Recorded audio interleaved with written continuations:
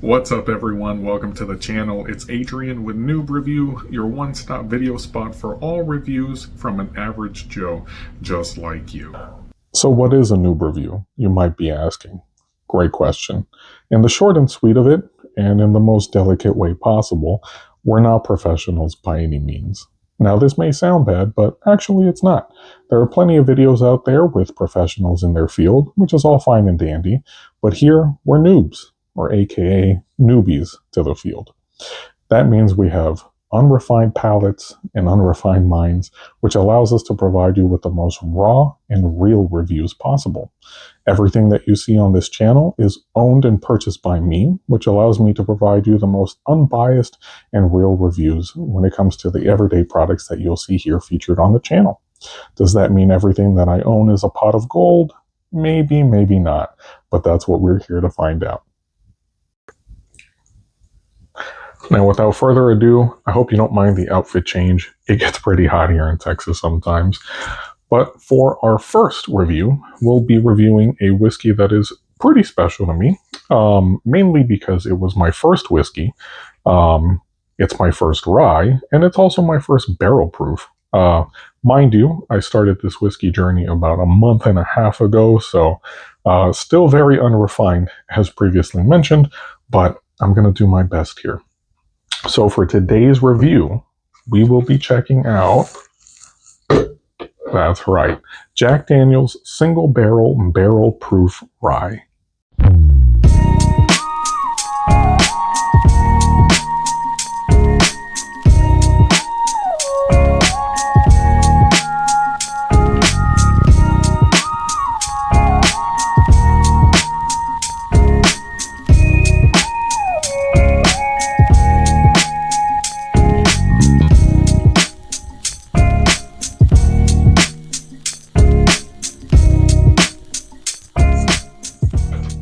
Now, before we dive into it, as a disclosure, I drank all of my spirits neat, 3 ounces, no ice, no water, no chasers, just the way God intended for it to be drank. It just allows me to provide you with the most clear-cut and raw reviews when it comes to spirits, as they are not diluted.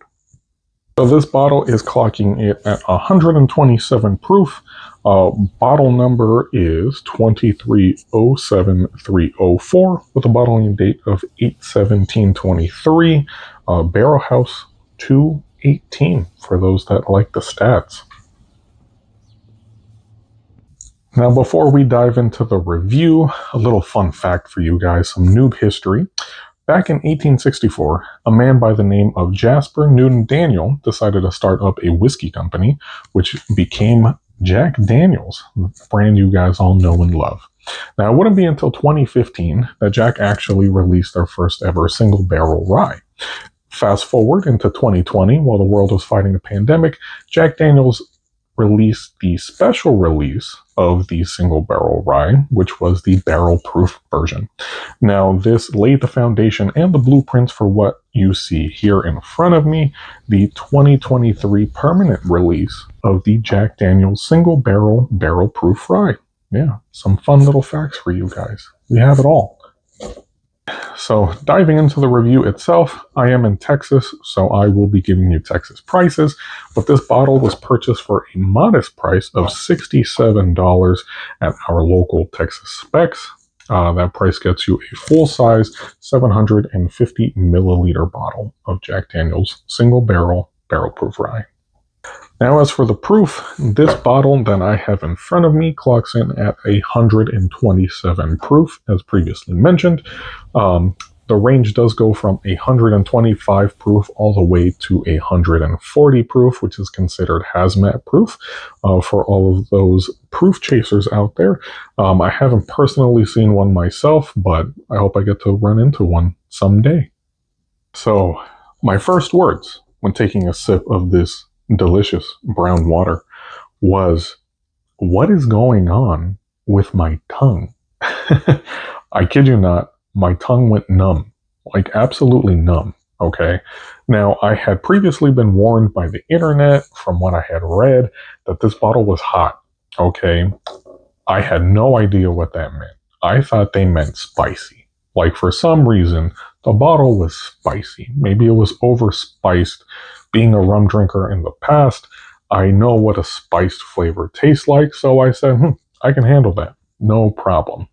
But no, when they said it had heat, okay, when they said it was spicy, they meant Sahara Desert, Devil's Elixir, hot, okay? That level of spice. Now, when I tell you that my tongue went numb for 10 minutes, I kid you not. It went numb for 10 minutes. It was pretty impressive, actually. I had a good laugh.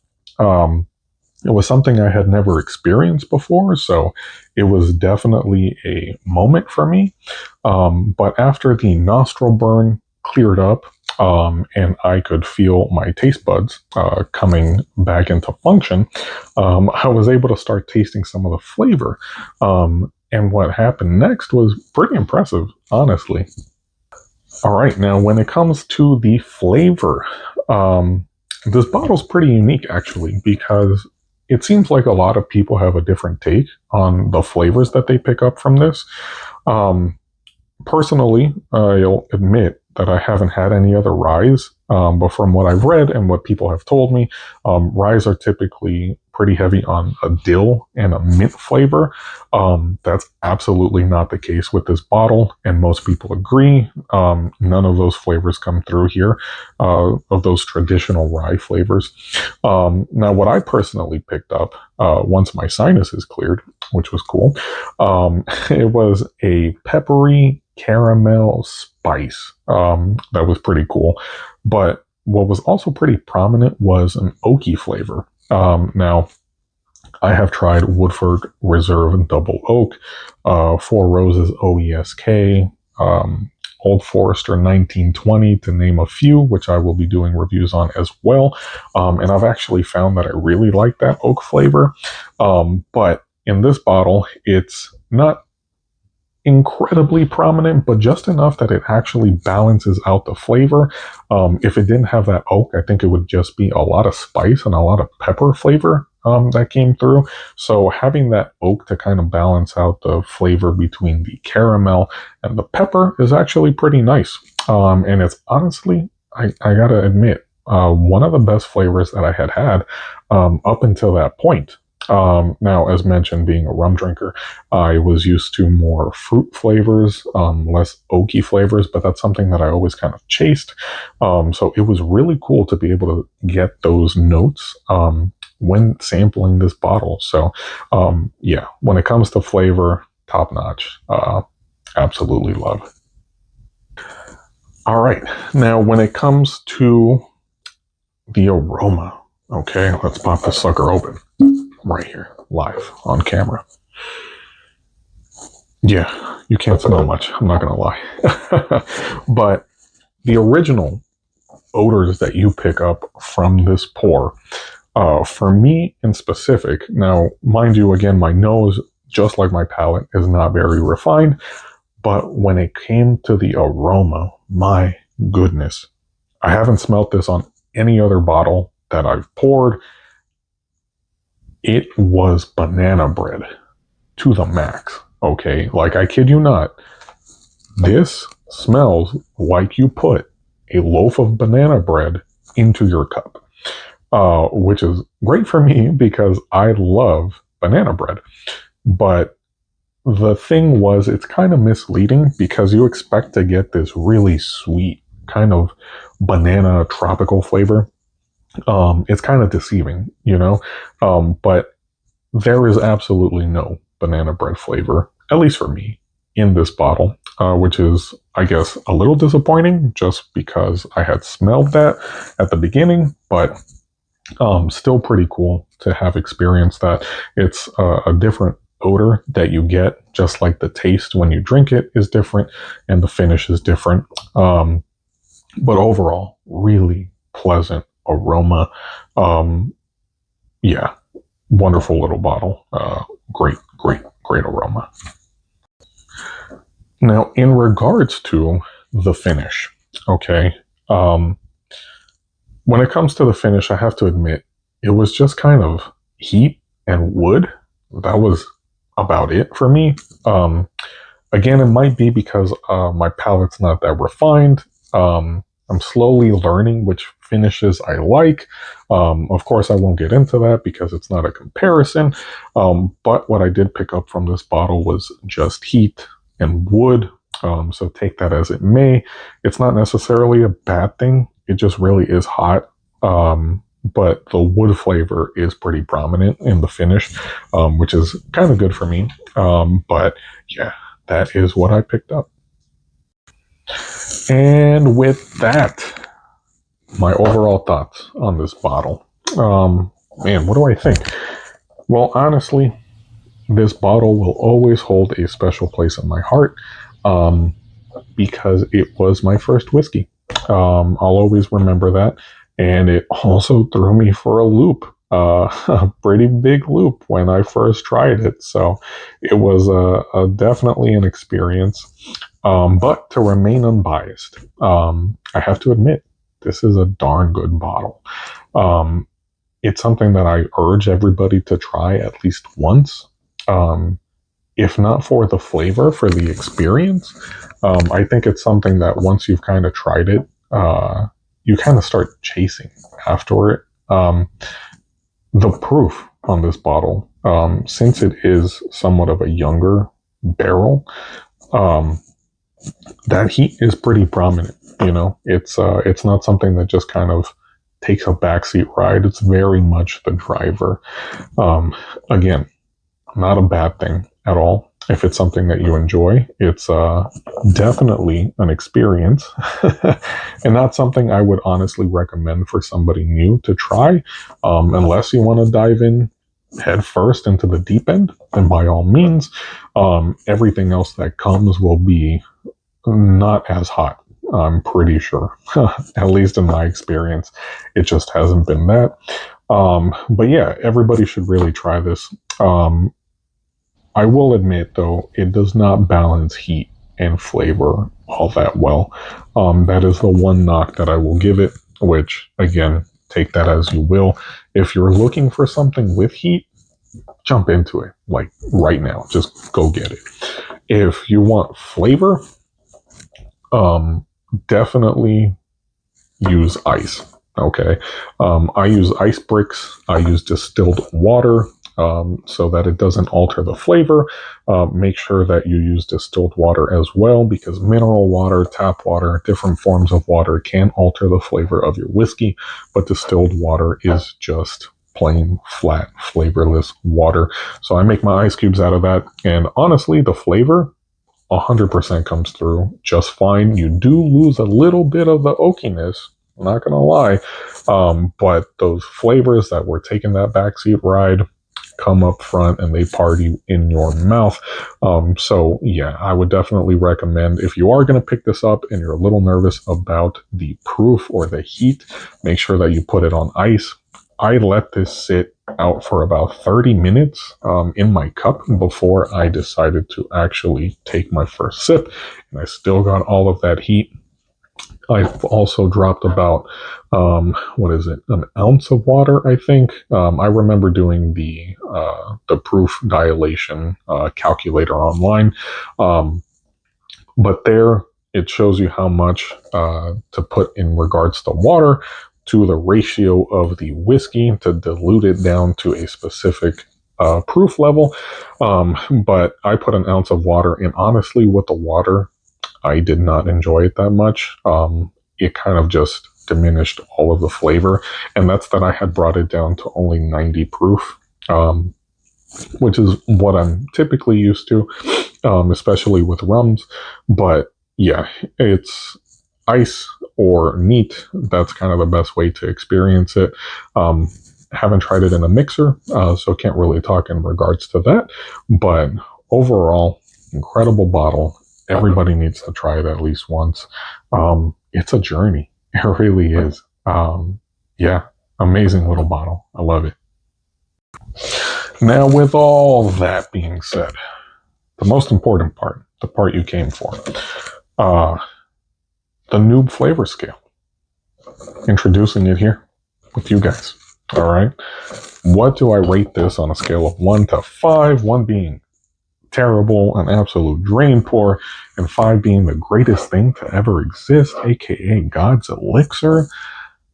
I rate this a 4. Yeah, that's right, a 4. Now, why a 4? Well, the flavor is incredible, I have to admit.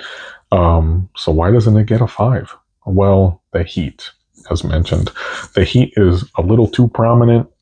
Again, for somebody new, not somebody who's been experienced in whiskey, it's a little overwhelming at the beginning, I'm not going to lie. Again, putting ice or water in it helps deviate from that, and you'll go straight to Flavor Town if you do that. And then maybe you're getting closer to a 5, but judging it just on its merit alone without anything, just neat, that heat really does overtake the flavor, unfortunately. So it does get a 4 from me on the Noob flavor scale. Now on the Noob value scale, 1 to 5, again, 1 being terrible value, skip it, don't buy it, and 5 being the best bang for your buck, this falls at another 4. Yes. Why, you might ask? Well, for $67 for a full-size bottle, it does pack an incredible punch when it comes to flavor. However, since the heat does mask it, again, I keep going to that heat.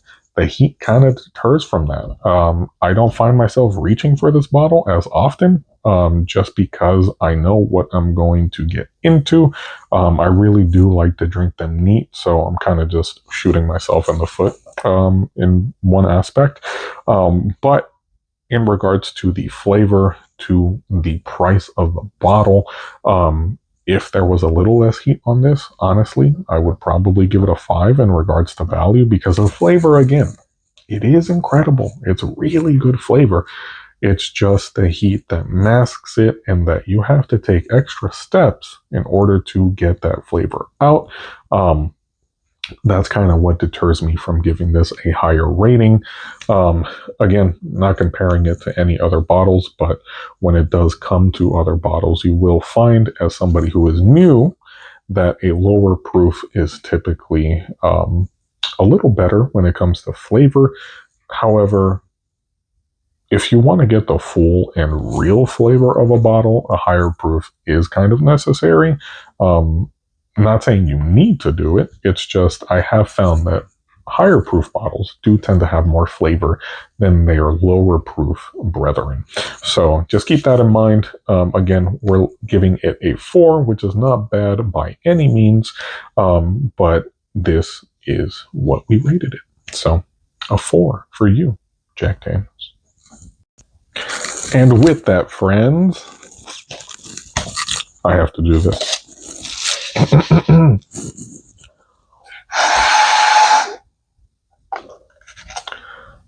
Well, that's getting a bad review for sure.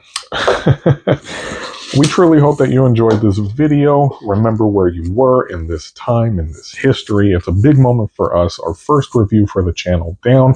But yeah, we hope you enjoyed it. We plan to review everything from whiskey to whistles and everything in between.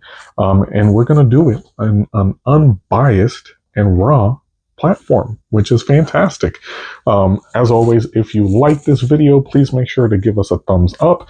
And if you absolutely loved us and you can't wait to see more of our reviews, make sure that you hit that subscribe button down below. It helps us a ton. But yeah, thank you so much, guys, for joining us again for this review. I'm Adrian with Noob Reviews.